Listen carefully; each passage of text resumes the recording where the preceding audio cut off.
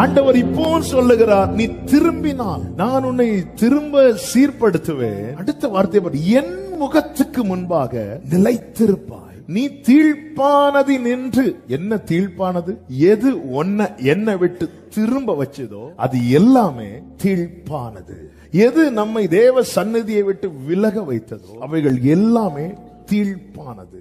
அந்த தீழ்ப்பானது நின்று விலையேறப்பட்டதை பிரித்து எடுத்தால், அடுத்த வார்த்தை தான் பயங்கரமான வார்த்தை, என் வாய் போல இருப்பாய்.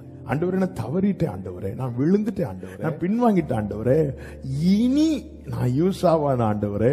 ஆண்டவர் இப்போ தரக்கூடிய ஆப்பர்ச்சுனிட்டி, சான்ஸ பாருங்க. இங்க பாரு, நீ மட்டும் தீழ்ப்பானது ரெண்டு விலையேறப்பட்டதை பிரித்து எடுத்துட்டேன்னு வச்சுக்க, என் வாய் போல இருப்பேன். என் வாய் போல இருப்பாய்னா என்ன அப்படின்னா, நான் யார்கிட்டயாவது பேசணும்னா ஒன்ன வச்சுதான் பேசுவேன். ஹல்லேலூயா, ஹல்லேலூயா.